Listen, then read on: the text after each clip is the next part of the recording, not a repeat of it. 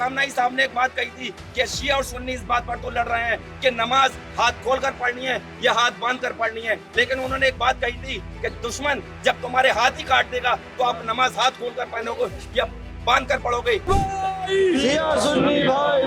अमरीकी जब ये वादा करते हैं कि वो किसी देश में डेमोक्रेसी लेकर आ रहे हैं, तब ये हिस्ट्री रही है कि उस देश की हालत बस से बदतर ही हुई है। जिनका नाम एप्स्टीन फाइल्स में, वो हमें ज्ञान देंगे फेमिनिज्म पे, वो हमें ज्ञान देंगे लिबरेशन पे, वो हमें ज्ञान देंगे डेमोक्रेसी पे। सरकार दिल्ली से चल रही है, व्हाइट हाउस से नहीं चल रही। जो फर्स्ट फेमिनिज्म है, बेस्ट लिबरेशन है, वो ये बोलता है कि औरतों को आज़ादी दो। कैसी आज़ादी है तुम लोगों की कि तुम एक दिन में 167 कॉलेज की लड़कियों को मार देते हो। इजराइल अमेरिका के हमले में ईरान के सुप्रीम लीडर आयतुल्लाह अली खamenei की शहादत हो गई थी, जिसको लेकर ईरान के अंदर और ईरान के अलावा जहां भी शिया समुदाय के लोग या जो आयतुल्लाह अली खamenei को सुप्रीम लीडर मानने वाले लोग हैं और जिन लोगों ने भी अमेरिका और इजराइल के हमले को गलत माना है और आलमी पैमाने पर जो कानून है उसका उल्लंघन माना है, उन लोगों ने लगातार प्रदर्शन किए हैं। आज जामिया मिल्लिया इस्लामिया के अंदर जो अलग अलग स्टूडेंट विंग है, सब ने मिलकर एक सॉलिडरिटी का कॉल दिया था, जिसको लेकर जामिया मिल्लिया इस्लामिया में छात्रों ने जो आयतुल्लाह अली खamenei के प्रति जो हमदर्दी है और अमेरिका और इजराइल ने जो बर्बरता किया है उसके खिलाफ प्रदर्शन कर रहे हैं। आइए हम दिखाते हैं कि क्या कुछ इस प्रदर्शन में हुआ। मैं पॉलिटिकल साइंस का एक छात्र हूँ। मैं ये समझता हूँ कि अमेरिका और इजराइल ये कोई देश नहीं है, ये एक शैतानी मरकज है जिनका पूरी दुनिया में काम ये है कि सिर्फ आपस में लड़ाना, हिंदू को मुसलमान से लड़ाना, मुसलमान को यहूदी से लड़ाना, यहूदी को ईसाई से लड़ाना। अगर मैं पिछले 20 और 25 या 30 साल की बात करूं तो मैं ये जानता हूं और मैंने ये पढ़ा है कि आतंकवाद जो हम पर थोपा गया है, आप सोचिए कि आतंकवाद के लिए सबसे ज्यादा लड़ा कौन? मुसलमान। आतंकवाद में सबसे ज्यादा शहीद कौन हुआ? मुसलमान। और आखिर में आतंकवादी घोषित कौन हुआ? मुसलमान।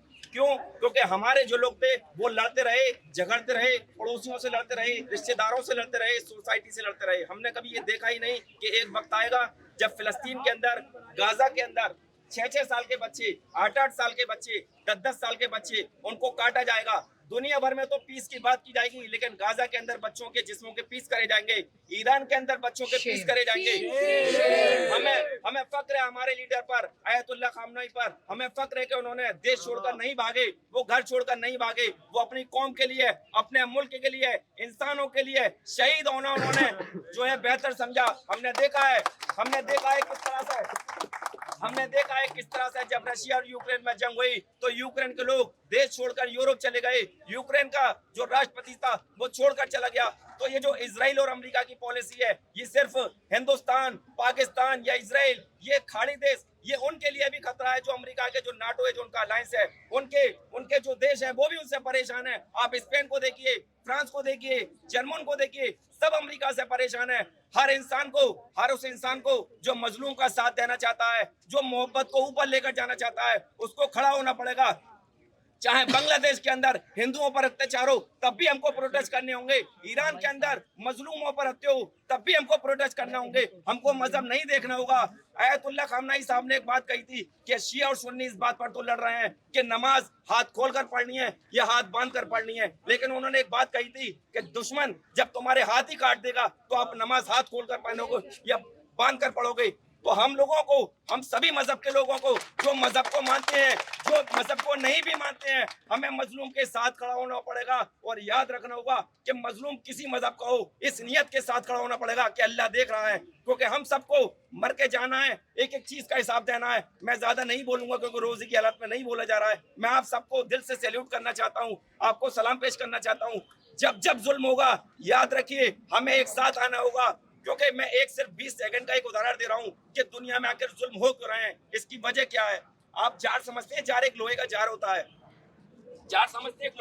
एक लोहे का जाल लीजिए, उसमें 1000 काली चींटियां डालिए, 1000 लाल चींटियां डालिए, उस जार को एक तरफ रख दीजिए और 1 घंटे तक आप देखिए कि उस जार में कोई भी चींटी लड़ेगी नहीं, कोई भी बदतमीजी नहीं करेगी, सब खेलेंगी, खाएंगी, सुकून से रहेंगी। लेकिन आप 1 घंटे के बाद उस जार को पकड़िए और हल्का सा हिला दीजिए। जो 1000 लाल चींटियां हैं उनको लगेगा काली हमारी दुश्मन है, और जो काली चींटियां हैं उनको लगेगा लाल हमारी दुश्मन है। जबकि जार किसने हिलाया? चींटियों ने तो नहीं हिलाया। तो जार हिला कौन रहा है? जार अमेरिका हिला रहा है। जार इसराइल ला रहा है, तो याद रखिए हम आपस में दुश्मन नहीं है। इस देश में हिंदू भी मुसलमान के साथ सुखी रह रहे थे, मुसलमान भी हिंदू के साथ रह रहे थे। अब आप समझ लिए ये जार हिला कौन रहा है। हमें उस जार वाले से बचना है, हमें किसी के भी भड़काऊ भाषण नहीं आना है। हमें भारत के लिए जीना है, भारत के लिए मरना है। और मजलूम दुनिया में कहीं पर भी हो, अगर उसके साथ जुल्म हो रहा है तो हमें खड़े होना है। वो हिंदू के साथ हो, मुसलमान के साथ हो, शिया के साथ हो या सुन्नी के साथ हो या किसी मजहब को ना मानने वाले भी के साथ हो। इसी के साथ मैं अपनी बात को मुकम्मल करता हूँ।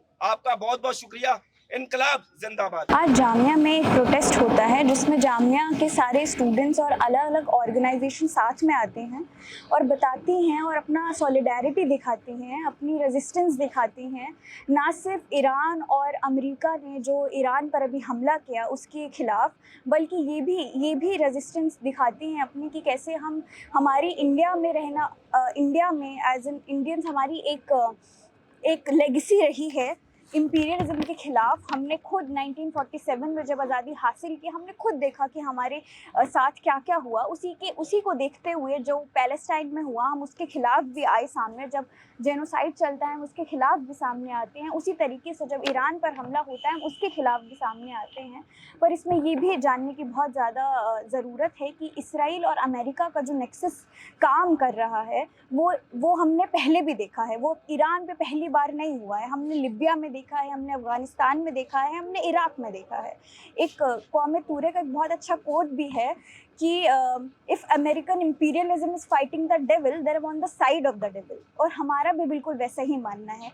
अमरीकी जब ये वादा करते हैं कि वो किसी देश में डेमोक्रेसी लेकर आ रहे हैं, तब ये हिस्ट्री रही है कि उस देश की हालत बद से बदतर ही हुई है। और यही हम ईरान में भी देख रहे हैं। और जो अमेरिका और इसराइल की साजिश है ईरान में तख्ता पलट करने की, वो हम यही उम्मीद करते हैं और यही हमारी रेजिस्टेंस और हमारी सॉलिडारिटी रहेगी ईरान के साथ कि वो वैसा ना हो और ना ही हो पाए। जामिया मिलिया इस्लामिया में आज एक सॉलिडारिटी गैदरिंग हम देख सकते हैं जो ईरान पे जो हमला हुआ उसको कंडेम करते हुए हुआ, और किस तरह से ये अमेरिका और इज़राइल का जो इम्पीरियलिस्ट एक्सेस है वो ईरान के सॉवरेन कंट्री पे अटैक करता है, उनके जो सुप्रीम लीडर है उनको असैसिनेट कर देता है।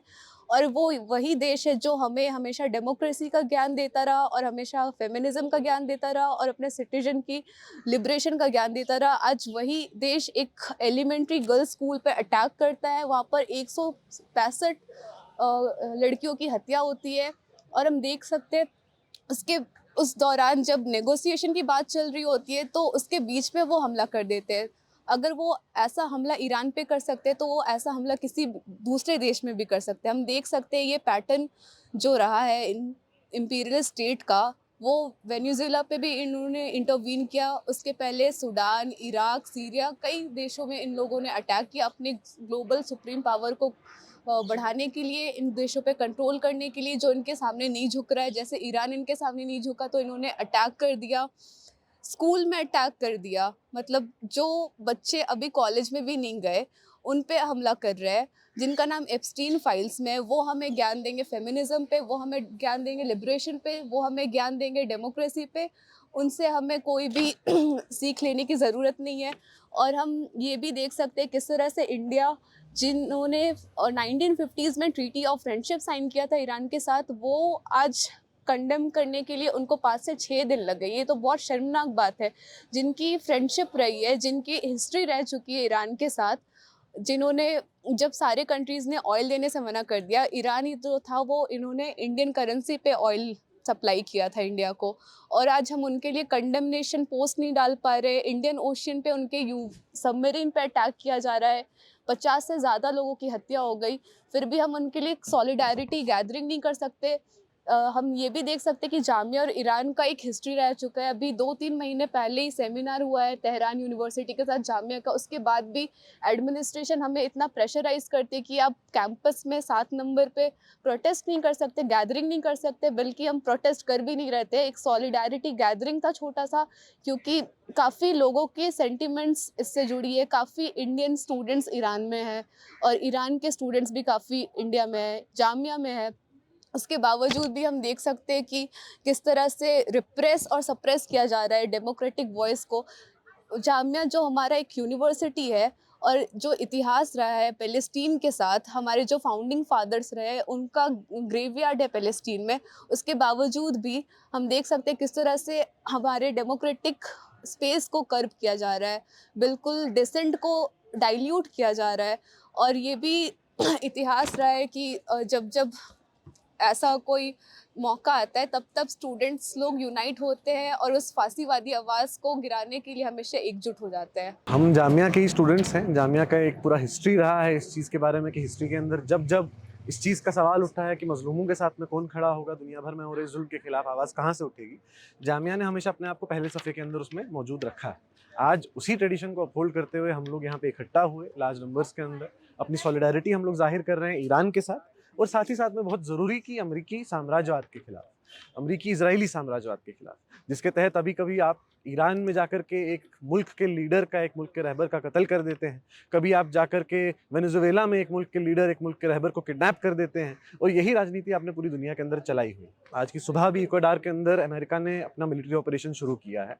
तो ये एक मतलब इंटरनेशनल लेवल पर जो एक मतलब एक पागलपन सवार हो चुका है इंपीरियलिस्ट ताकतों को, उसका जवाब देने के लिए हर नंबर, हर गैदरिंग, कोई छोटी गैदरिंग नहीं है, कोई जगह जो है वो रिलेवेंट नहीं है। हम लोग अपना नाम यहाँ पे, इसीलिए यहाँ पे आकर के हम लोगों ने अपनी आवाज़ उठाई। साथियों, आज हम यहाँ खड़े हुए हैं वो 28 फरवरी का काला दिन की याद में, जब इस दुनिया की so called super power US और इजराइल सालों साल के मास सर्वेलेंस के बाद एक टारगेटेड असैसिनेशन करती है एक बहुत ही बड़े हमारे रहबर कायद सैयद शहीद आयतुल्लाह अली खमीनी का, जिसकी टारगेटेड असैसिनेशन में को शहादत अंजाम देती है। ये वही इजराइल है जिसने पिछले 2 से 3 साल में अपनी बर्बरता का इजहार किया और पूरे फलस्तीन में बदतर से बदतर नरसंहार किया, जिसमें 75,000 से ज्यादा शहीद हुए, और जो कि बड़ी तादाद जिसमें बच्चों की, मासूम बच्चों की, औरतों की और बुजुर्गों की थी। ये वही यूएस है जिसने तमाशा पूरे दुनिया में फैला रखा है, जो मर्जी वो आग मन में आ रहा है वो कर रहे हैं, और हमारी तरफ से एक कंडमनेशन नहीं जाता है। इसका डर है हमें। ये जो सुपर पावर आज है कल नहीं रहेंगे, जो आज ये सुपर पावर है कल ये नहीं रहेंगे। हमें किसी से डरने की जरूरत नहीं है।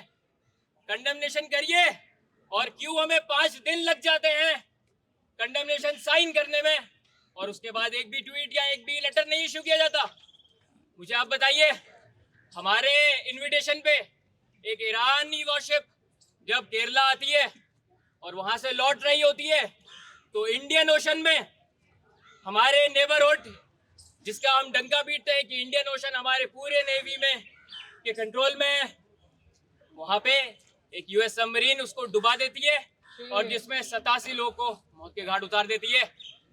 साथ ही उसी दिन इजराइल मीनाब के एक स्कूल में बम गिराती है, जिसमें 165 शहादतें होती हैं, और जो बेचारी मासूम बच्चियां 7 से 12 साल की उम्र की थी, उनका क्या दोष था। और बताया यह जाता है कि वहां डबल टैप स्ट्राइक किया गया, जो कि ये होता है कि एक बार वहां बम गिराया गया, एक वक्फे के बाद कुछ मिनट के बाद दोबारा उसी पॉइंट पे बम गिराया जाता है, ताकि ज्यादा से ज्यादा तबाही हो सके। हम ये भी कह देना चाहते हैं कि ये जो वक्त के फिरौन है, जिनको अपने तकब्बुर पे बहुत ही ज्यादा गुरूर है, ये इंशाल्लाह जरूर कल के दिन गिरेंगे।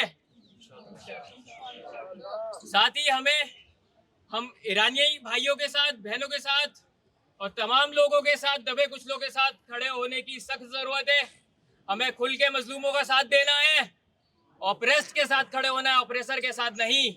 हमें किसी का डर नहीं होना चाहिए कि किसकी तरफ से इशारा आए, किसकी तरफ से नहीं। सरकार दिल्ली से चल रही है, व्हाइट हाउस से नहीं चल रही। इसी के साथ मैं अपनी आखिरी बात करके बात खत्म करना चाहूंगा। एक बार एक बच्चा शहीद सैयद आयतुल्लाह अली खमीनी साहब के पास आता है और उनसे दुआ करवाता है कि मुझे शहादत नसीब हो और मेरे लिए दुआ कीजिए। तो आप जानते हैं उनकी क्या जवाब था?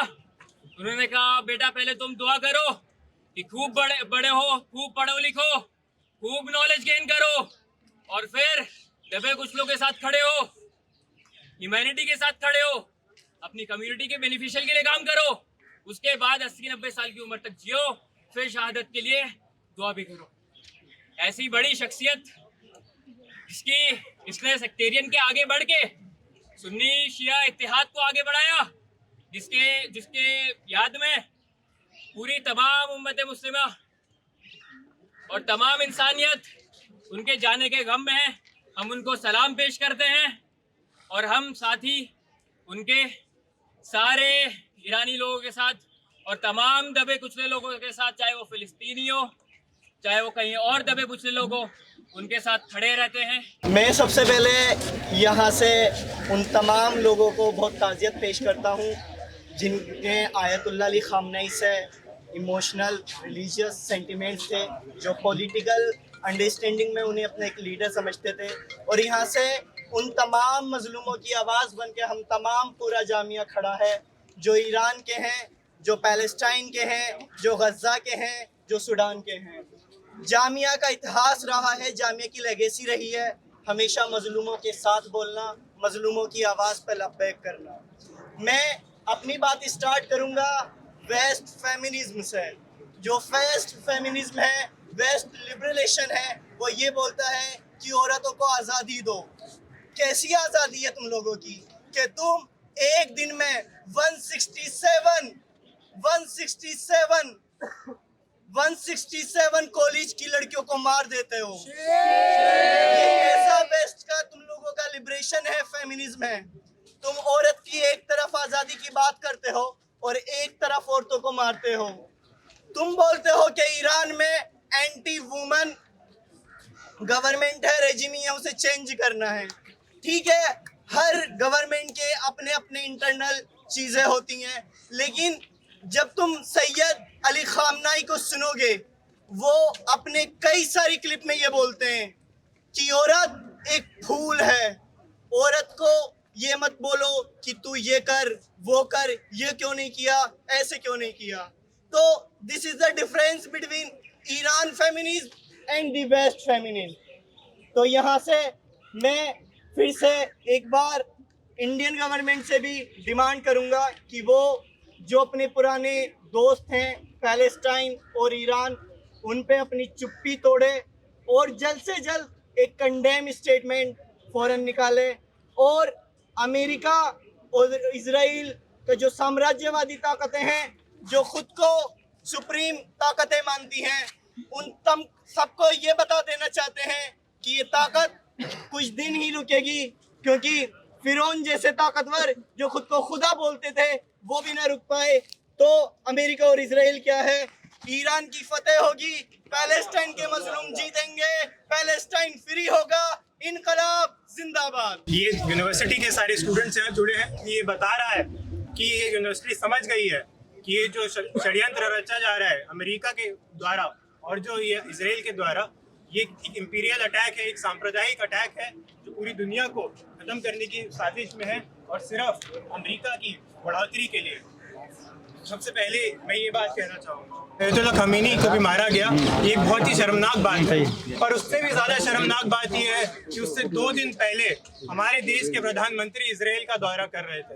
ये कैसे हो सकता है कि बस 2 दिन पहले हमारे प्रधानमंत्री उसी देश में है जो नरसंहार कर रहा है फलस्तीन में।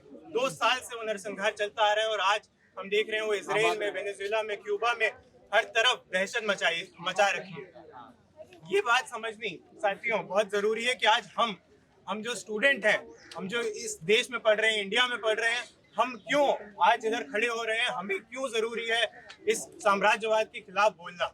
इसके लिए मैं बस एक बात दोहराना चाहूँगा। कुछ दिन पहले यूएस के सेक्रेटरी ऑफ स्टेट म्यूनिक में जाके एक कॉन्फ्रेंस में कहते हैं, जो मार्को रूबियो है सेक्रेटरी ऑफ स्टेट, वो ये कहते हैं कि हम एक बहुत अच्छा गोल्डन पीरियड में जी रहे थे, उसके बाद कम्युनिस्ट मूवमेंट आती है, एंटी कॉलोनियल मूवमेंट आती है जो हमारा दबदबा खत्म कर देती है। अब वो कह रहे हैं कि अब ये समय आ गया है कि हम उस समय में वापस जाएं जहां अमेरिका का शासन था, यूरोप का शासन था और उसको तालियां पड़ती हैं। आज हम ऐसे ऐसी दुनिया में जी रहे हैं जहां हम इधर जामिया में तो हम डीकोलोनाइजेशन की बातें करते हैं, हम हिस्ट्री पढ़ते हैं, सोशोलॉजी पढ़ते हैं, मीडिया पढ़ते हैं, हम क्या कुछ नहीं पढ़ते हैं। उसमें हम एक बात करते हैं कि किस तरह से अंग्रेजों ने हम पे राज किया और कितना गलत था वो। उसमें किस तरह स्टूडेंट्स उठे, आवाम उठी, देश की औरतें उठी और उन्होंने मिलकर लड़ाई लड़ी और तब हमें आज़ादी मिली। और आज ऐसा समय आ गया है कि मार्को रूबियो यूएस का सेक्रेटरी ऑफ स्टेट कोई ऐसी वैसी पोजीशन नहीं है ये, मतलब ये नंबर 2 नंबर 3 का पोजीशन है अमेरिका में। और वो जाके ये कह रहा है कि हमें कॉलोनियलिज्म वापस लाना है, हमें साम्राज्यवाद वापस लाना है और यूरोप में उस पर तालियां पड़ रही हैं। तो ये समझना बहुत जरूरी है कि आज हम इधर खड़े हो रहे हैं तो स्टूडेंट्स का साथ आना जरूरी क्यों है। और ये साम्राज्यवाद अलग अलग तरीकों से हमें दिख रहा है इंडिया में भी, कि जैसे अमेरिका हमें आके कह देता है कि तुम रशिया का तेल नहीं खरीद सकते हो। ये क्या बात हुई भाई? ऐसे कैसे कोई दूसरा देश आके हमें बता सकता है कि हम किसी और देश से तेल नहीं खरीद सकते, हम ट्रेड कैसे करेंगे, वो कैसे बता सकता है? और हमारा देश का प्रधानमंत्री, हमारी देश की सरकार इस पर चुप कैसे है? इसके ऊपर हमें बड़े बड़े सवाल पूछने चाहिए और सरकार को एक्सपोज करना चाहिए इस बारे में। हमारे देश के ऊपर टैरिफ लगाए जा रहे हैं, हम फ्री ट्रेड एग्रीमेंट कर रहे हैं यूरोपियन यूनियन के साथ, हम फ्री ट्रेड एग्रीमेंट करें अमेरिका के साथ जिसमें हमें 18% टैरिफ देना है और अमेरिका को कोई टैरिफ नहीं देना है। ये क्या है? ये इंपीरियलिज्म है, ये साम्राज्यवाद है, हमारी नंगी आंखों के सामने हमें दिख रहा है। तो हम चुप कैसे रह सकते हैं? ये बहुत जरूरी है कि आज जैसे हम सब इधर जुड़े हैं वैसे ही हम ये सॉलिडारिटी आगे भी लेके जाते रहें और देखें कि ये जो इंपीरियल अटैक है ये किस तरह हमारे यूनिवर्सिटी तक भी आ रहा है, हमारा सिलेबस किस तरीके से बदला जा रहा है, हमें सावरकर के बारे में पढ़ाया जा रहा है, हमें ये देश के इतिहास के बारे में जिसमें हम लड़े हैं आजादी के लिए उसके बारे में चैप्टर हटाए जा रहे हैं एनसीईआरटी की किताबों से, डार्विन के चैप्टर हटाए जा रहे हैं। तो ये साम्राज्यवाद हमारी हर पहलू में दिख रहा है आज। इसके सामने हमें खड़े होना, इसको कॉल आउट करना और इसके साथ सख्त लड़ाई लड़ना बहुत जरूरी है। एसएफआई की तरफ से मैं सॉलिडारिटी पेश करता हूँ ईरान को, वेनेजुएला को, पैलेस्टीन को और ऐसे हर वो देश को, ग्लोबल साउथ की हर वो जगह को जो इस साम्राज्यवाद के खिलाफ खड़े हैं, लड़ रहे हैं। और इस देश की सरकार से अपील करता हूँ, डिमांड करता हूँ कि कड़ी शब्दों में निंदा करें जो ये अटैक हुआ है ईरान के ऊपर।